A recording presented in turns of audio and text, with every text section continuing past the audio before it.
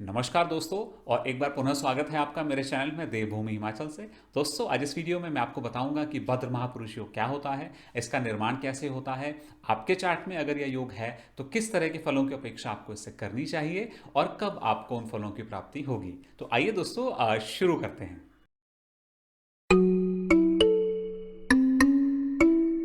तो दोस्तों, सबसे पहले आप अपने चार्ट को खोल लीजिए और देखिए कि क्या आपकी कुंडली के पहले, चौथे, सातवें और दसवें यानी कि केंद्र घरों में क्या बुध ग्रह स्वराशि के या उच्च के यानी कि मिथुन राशि या कन्या राशि में बैठे हैं।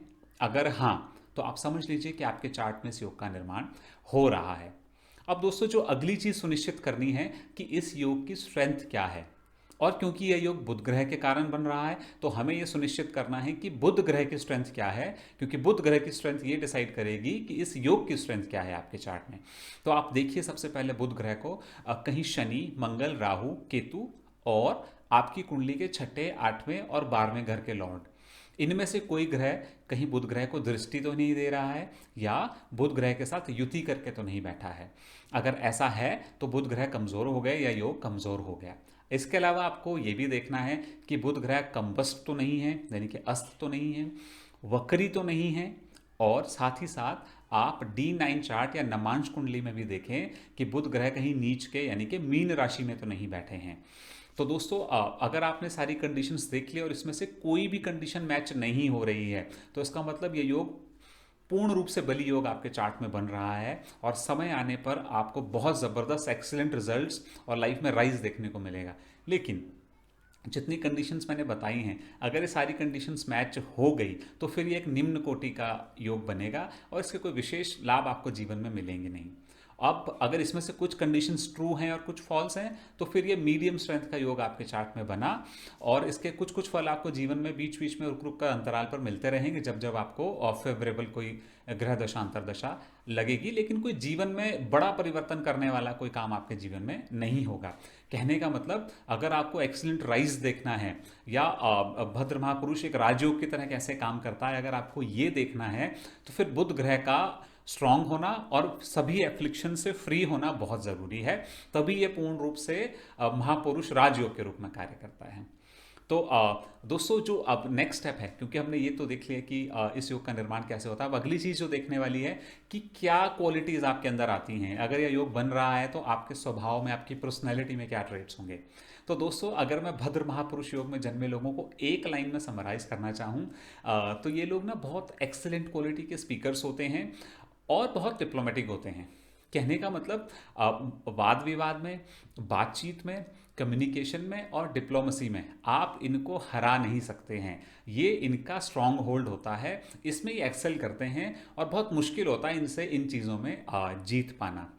इसके अलावा दोस्तों, भद्र महापुरुष योग में जो लोग जन्म लेते हैं बहुत ज़्यादा इंटेलिजेंट होते हैं, शार्प ब्रेन होता है इनका, सेंस ऑफ ह्यूमर बहुत अच्छा होता है, मेमोरी इनकी बहुत शार्प होती है, मेमोरी रिटेंशन बहुत अच्छा होता है, चीज़ों को जल्दी पढ़ लेते हैं, याद कर लेते हैं।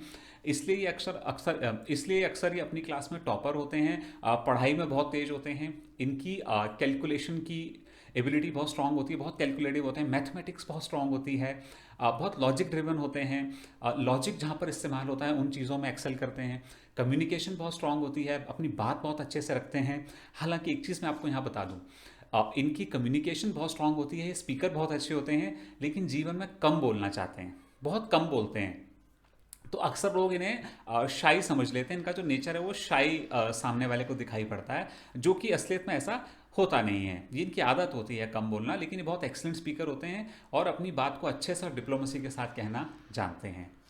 अब दोस्तों, हम बात करेंगे कि इन क्वालिटीज़ के साथ ये लोग कैसे एक्सेल करते हैं या किन एरियाज में एक्सेल कर सकते हैं। दोस्तों, यूं तो भद्र महापुरुष योग में जन्मे लोग जीवन के किसी भी क्षेत्र में एक्सेल कर जाते हैं क्योंकि इनकी कम्युनिकेशन और डिप्लोमेसी बहुत स्ट्रांग होती है। लेकिन फिर भी जो मेरी पर्सनल रिकमेंडेशन है या जो मैंने देखा है, इन लोगों को कम्युनिकेशन से लाइफ में जुड़े रहना चाहिए, लॉजिक से ड्रिवन चीज़ों में जुड़े रहना चाहिए, मैथमेटिक्स का जहाँ इस्तेमाल हो, डिसीजन मेकिंग जहाँ चाहिए हो, वहाँ पर इन लोगों को ज़्यादा सफलता मिलती है। फॉर एग्जाम्पल, भद्र महापुरुष योग में जन्मे लोग अक्सर ज़्यादातर न्यूज़ एंकर बनते हैं, रिपोर्टर्स बनते हैं, जर्नलिस्ट बनते हैं, राइटर बनते हैं। लेखन कला इनकी बहुत अच्छी होती है। उसके अलावा दोस्तों इनका सेंस ऑफ ह्यूमर बहुत ज़बरदस्त होता है, तो ये जोक्स लिखते हैं, स्टैंड अप कॉमेडियन बहुत अच्छे बनते हैं, डिलीवरी इनकी बहुत अच्छी होती है, बातचीत करने का स्टाइल बहुत अच्छा होता है, बहुत उच्च कोटि के बिजनेसमैन ये बनते हैं। उसके अलावा बहुत अच्छे लॉयर, जज, बैंकिंग और फाइनेंस में, क्योंकि वहाँ पर मैथमेटिक्स और लॉजिकल एबिलिटी की ज़रूरत पड़ती है, वहाँ ये बहुत एक्सेल करते हैं।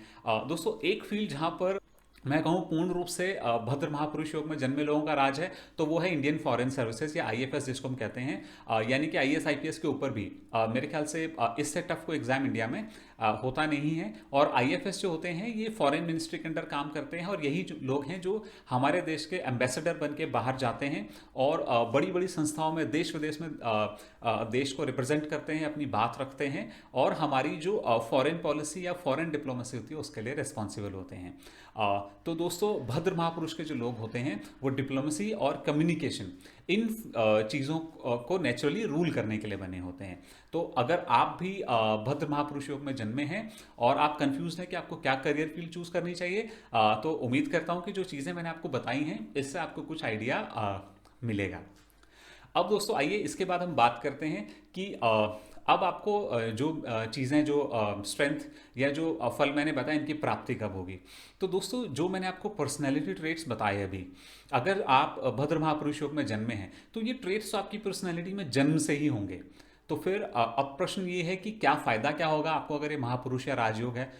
दोस्तों फ़ायदा ये होगा कि इन ट्रेट्स के होने के साथ साथ जब आपको जीवन में बुध की अंतरदशा या बुध की महादशा लगेगी, तो इन ट्रेड्स की वजह से जो आपका राइज होगा लाइफ में, प्रोफेशनली भी और पर्सनली भी, वो एकदम से होगा, बहुत तेजी से होगा, और जैसा आपने सोचा होगा उससे कहीं ज़्यादा तेज, अच्छा और ऊंचा होगा। इसके अलावा दोस्तों अगर आपकी कुंडली का कोई ग्रह बुध के नक्षत्रों, अब बुध के 3 नक्षत्र हैं, अश्लेषा, रेवती और ज्येष्ठा, इन नक्षत्रों में भी अगर कोई ग्रह आपकी कुंडली का बैठा है तो उस ग्रह की दशा अंतरदशा जब आपको लगेगी तब भी आपको भद्र महापुरुष योग एक्टिवेट हो जाएगा आपके जीवन में, और आपका जीवन में बहुत एक्सीलेंट राइज होगा।